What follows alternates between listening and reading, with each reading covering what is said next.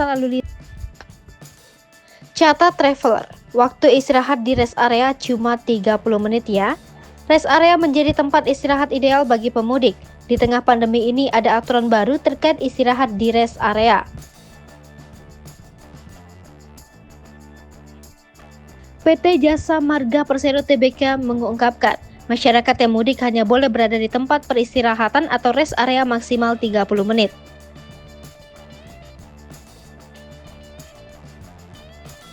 Direktur Operasional Jasa Marga Fitri Wiyanti mengatakan, kebijakan ini berlaku selama rekayasa lalu lintas di jalan tol.